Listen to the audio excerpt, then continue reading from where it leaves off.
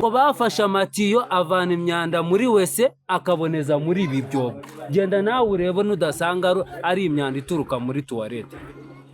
Isazi zigwamo zikajya ku biribwa mu isoko, zishobora kukugwa ku ntoki cyangwa se ku munwa. Za ndwara naho zituruka, bavuga ngo si abanyekongo bazizana, ahubwo indwara zo zibereye hano muri ibi byobo bituruka kuri izi tuwarete. Uribaza bubatse urukarabiro bararutaha, abayobozi babireba basiga ibyobo bivana amazi muri tuwarete batabifunze. Uri umusirimu ushaka telefone irambana umuriro, ukunda gukora ingendo zitandukanye, ngwitemo telefone ya Tinos Mobile Phones, igura amafaranga make cyane. Nawe ngwitemo Tinos Mobile Phones, urayisanga Nyabugogo mu Kidendezi, cyangwa se ukadusanga KZN Hotel ushaka kuduhagararira ndetse no kuzirangura. Tinos Mobile Phones, muryoherwe na telefone nziza cyane Tinos Mobile Phones.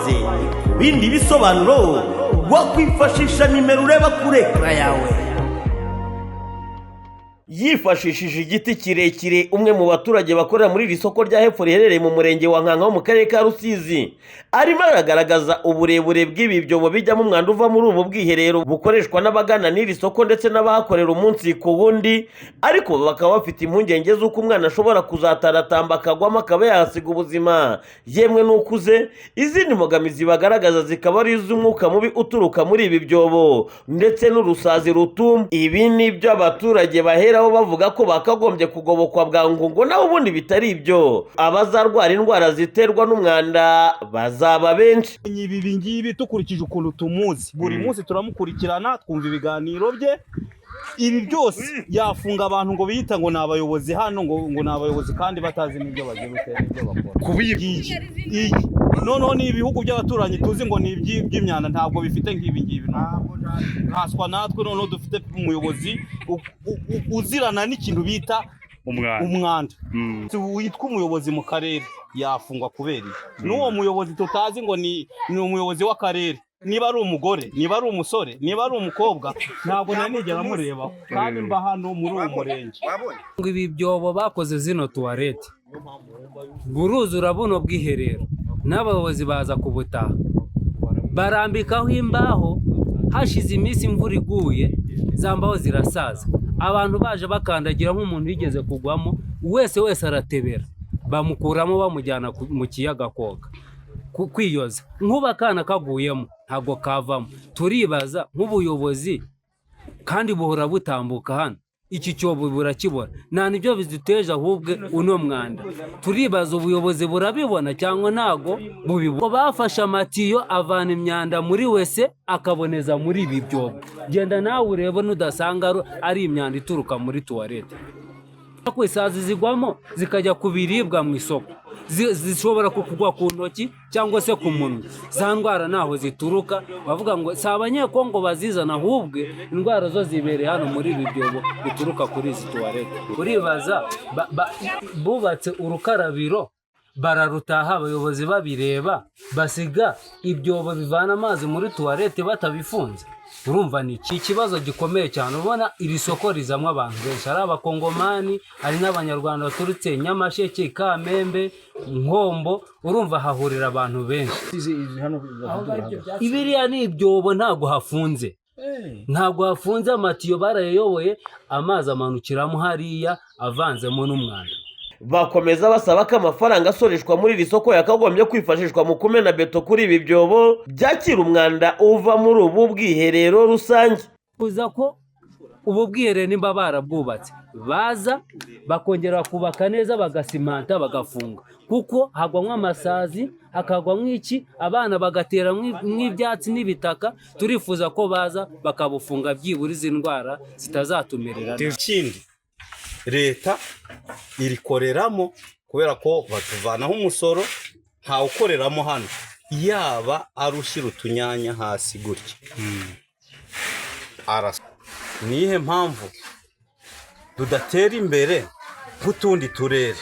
Ku murongo wa telefone tuvugana n'umuyobozi w'aka karere ka Rusizi wungirije ushinzwe imibereho myiza y'abaturage Mukakarisa Francine yadutangarije ko kuri uyu wa kane w'iki cyumweru turimo dusoza hari itsinda ryari ryerekeje muri uyu murenge wa Nkanka ku isoko rya Hepfo ariko bakaba baratanze ripoti y'uko nta mazi yari ahari, iby'ibyobo byo ngo ntacyo yari abiziho. Ejo hari timu yagiyeyo igiye kureba ikibazo cyari gihari cy'isuku kubera ko cyane twari turi mu guhangana n'ibyorezo biri hakurya, ariko ikibyobo nta muri ripoti mfite nta birimo. Ubwo wenda ndongera nsubizeyo timu barebe ko nacyo kihari. Icyo bari bambwiye cyari amazi yari amazi igihe adahari, nabwo twanga guhita tukomeza system z'amazi bari bafite kuko twabonaga ko ayo bari gukoresha ari ay'ikivu kandi nayo tutayizeye. Dusaba rero ko babikora noneho tugashyiramo aya WASAC.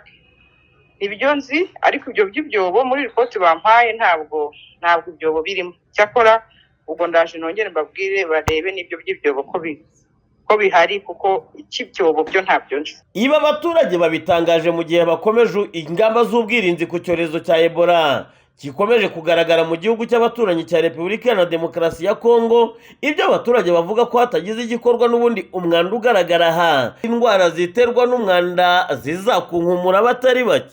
BTN TV mu karere ka Rusizi, Ndindahiro Valence Papi. Yes, cheers. Nawe wari kamubwire ngo cheers. Nguyu musi udasobanya mu guhuza abashaka gusabana bya nyabyo. Usibye kuba cheers ari strong beer, ikaba ifite ubudasa bwo kuba ifite icyanga kidahusha icyaka.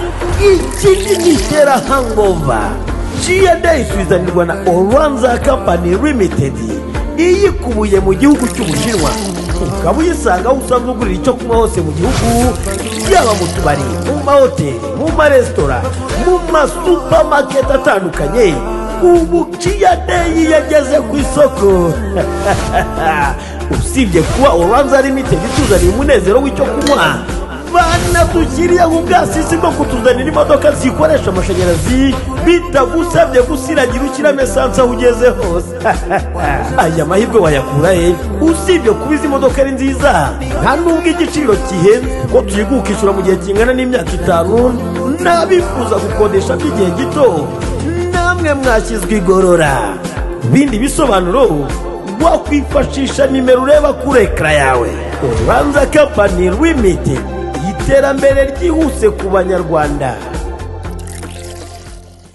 Ngo hari ku manywa ya Rukamba ubwo bano bajura baje bambaye nk'abaje gukora uyu munara usanzwe wifashishwa n'imwe muri sosiyete z'itumanaho zikorera ku butaka bw'u Rwanda, aho uyu munara uherereye mu murenge wa Shyogwe mu kagari ka Ruri mu mudugudu wa Munyinya. Ngaya mabandi yaje mu modoka yambaye ibisurubeti, ubwo yahageraga yasanze umuzamu ntawe uhari usanzwe arinda uyu munara, niko kubarabara ngo baragenda bafungura amwe mu mabatiri y'uyu munara ubundi bayashyira muri iyi modoka. Mu gihe ngo bari batangiye kwatsa imodoka ngo bagende, baje guteshwa n'irondo ry'umwuga ndetse n'abaturage, yaba umushoferi wari utwaye iyi modoka ngo ndetse n'aba bari bibye uyu munara bakizwa n'amaguru barigendera. Nahinde hariya dutoragura ibishyimbo byararumbye, noneho tukabona abantu bari ku munara, noneho ntitwimenye ko imodoka yaje, ariko noneho sinzi ukuntu nagiye hepfo mu bishyimbo mbona imodoka iraparitse. Noneho nyiri kuhakora raporo aba arahageze asanga imodoka iraparitse, mbeno bikanze abantu bari bazamutse hariya ku kabuga, bahita ngo birukanka ngo bababonye, barababonye. Natwe turagenda turareba dusanga imodoka irahari. Gufungura bakuramo batiri bazishyira mu modoka, bari abagabo babiri, uwa gatatu yaratwaye imodoka. Ubwo arangije tuhageze tubatesheje barirukanka, birukase imodoka bahita aho ngaho bibura kabine y'umweru. Bamaze kuyihata ipakirwa, ubwo bamaze kuyihata bafashe purake z'imodoka zari ziriho bazikora bashyiraho purake mpimbano, nawe urabyumva nyine umuntu ugiye kureba umujura.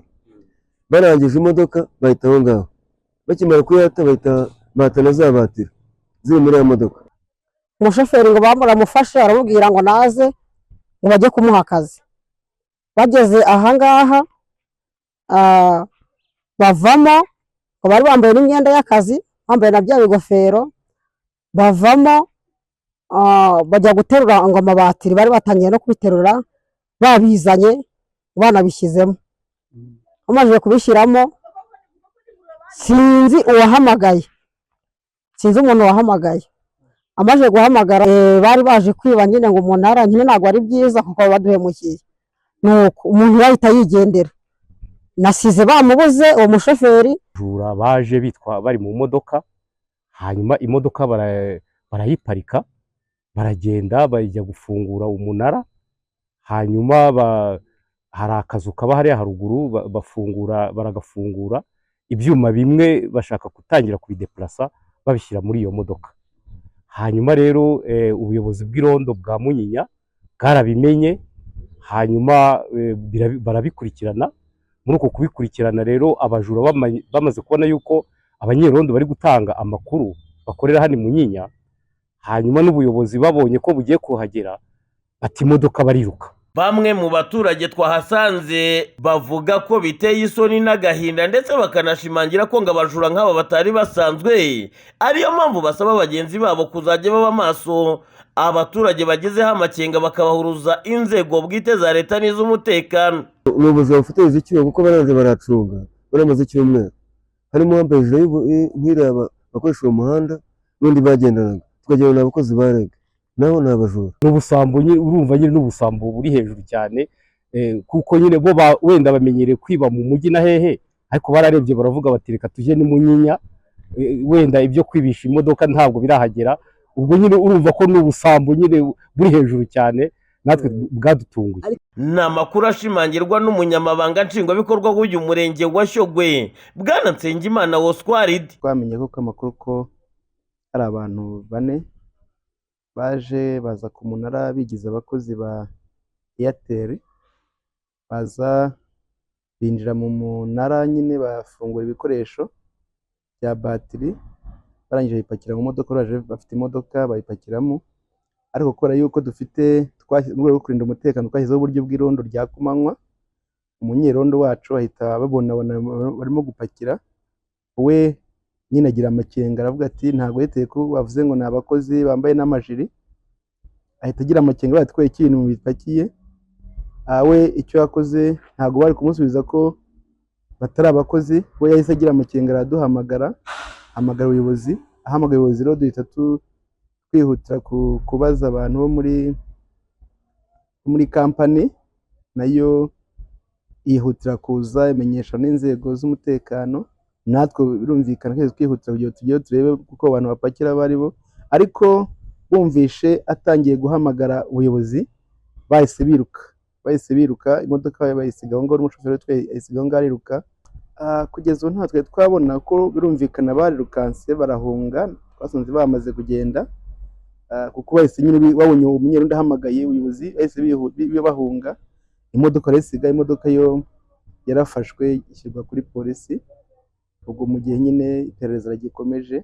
Ibyafashwe harimo iyi modoka yatawe n'uyu mushoferi ndetse n'aba bajura bari baje gusahura uyu munara, ndetse na batiri zigera muri 12 zari zibwe muri uyu munara. Aho abaturage basaba ko uyu muzamu wari usanzwe arinda uyu munara yakagombye gukurikiranwa, ngo kuko bitumvikana neza uburyo umunara yarashinzwe kurinda, kugeza ubwo ibisambo biza bikaza kwiba batiri zawo, ibyo bashimangira ko ngo yaba yawugambaniye. BTN TV mu murenge wa Shyogwe, Ndindahiro Valence Papi.